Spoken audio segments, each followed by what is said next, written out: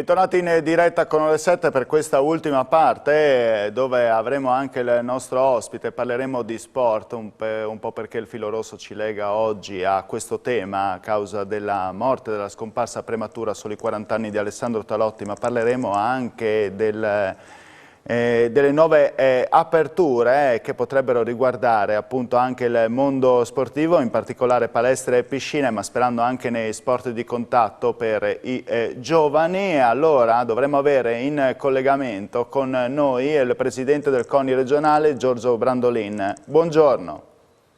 Buongiorno, ciao, buongiorno a tutti.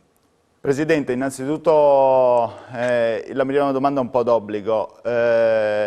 Chi era per lei Alessandro Talotti? Che cosa rappresentava per lo sport friulano? Ma diciamo è un momento difficile per descrivere l'amicizia e le relazioni che ho avuto con lui.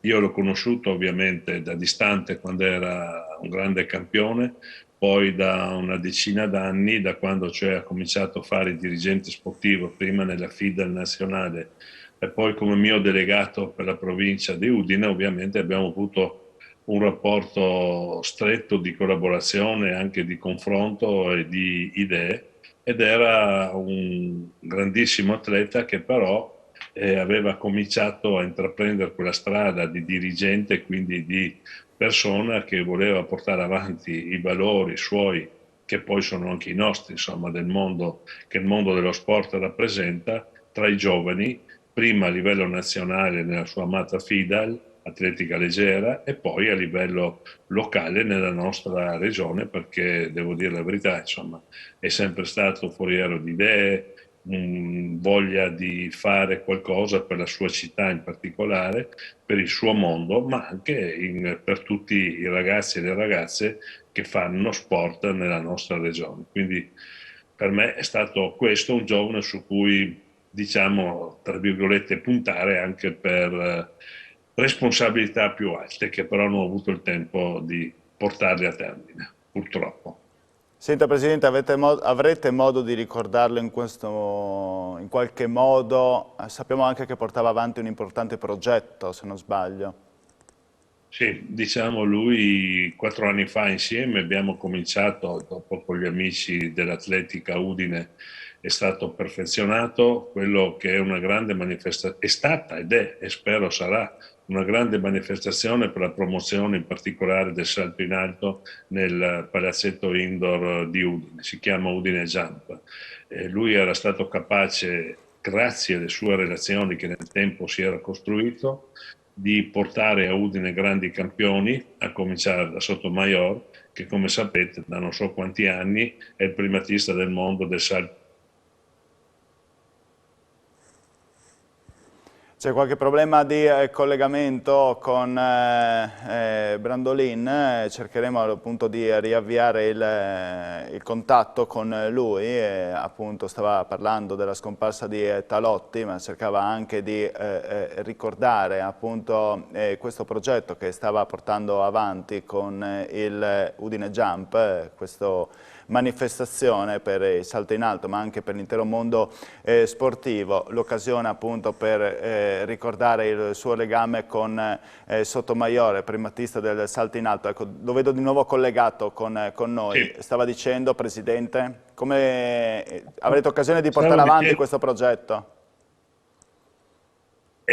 adesso siamo di nuovo bloccati. Sì, esatto, stavo dicendo che dobbiamo, anche per rispetto verso di lui, impegnarci tutti, atletica leggera, CONI e anche amministrazioni locali, e portare avanti quel progetto, perché l'idea sua era, attraverso questo, di stimolare l'ambiente udinese per ritornare ad essere quel punto di riferimento per il salto in alto che lo è sempre stato nella storia, con i grandi campioni che lui, Di Giorgio e altri sono stati negli anni 80, 90 e 2000, e quindi era questo un po' l'obiettivo. Attraverso questa diciamo, esperienza che si fa a gennaio, dare veramente ancora stimolo all'atletica del Friuli Venezia Giulia.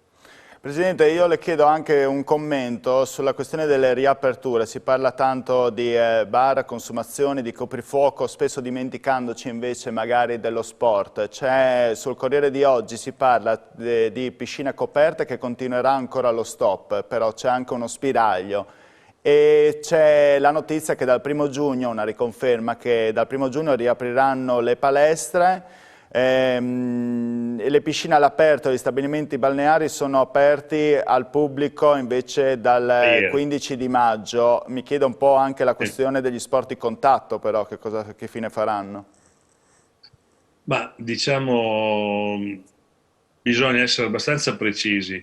Diciamo che nel tempo si sono succeduti tutta una serie, all'epoca, adesso non più, di DPCM, adesso si lavora, se ho ben capito, con il nuovo governo Draghi, con decreti legge, che diciamo, calendarizzano le varie aperture. Allora, per quanto riguarda gli sport individuali, non abbiamo avuto grandissimi problemi perché sono stati portati avanti con le misure che le varie federazioni avevano, diciamo, stabilito e il CONI. Poi abbiamo cominciato a gennaio con alcuni sport di contatto abbastanza importanti a riprendere quasi tutte le attività, parlo della pallavolo e della pallacanestro e del baseball, del rugby.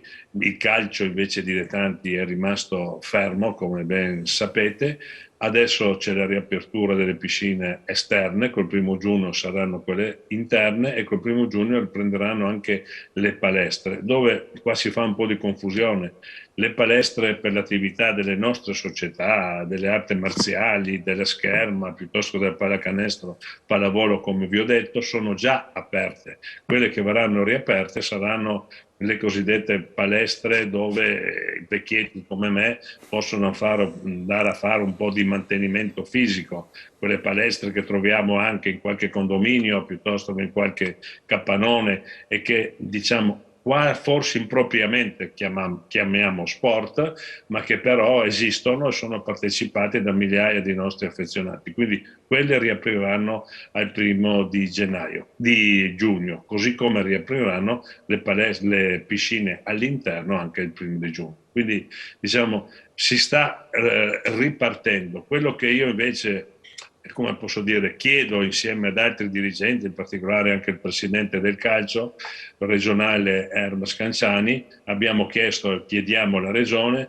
di poter vaccinare, visto che adesso si sta aprendo a tutti, i nostri agonisti dilettanti ovviamente, in modo da poter far ripartire a settembre tutta l'attività degli sport di contatto in sicurezza, senza tamponi, senza, voglio dire, tutte anche quelle procedure che erano anche a volte difficili da seguire. Con una vaccinazione completa di questi nostri atleti probabilmente l'attività potrà riprendere al 100%.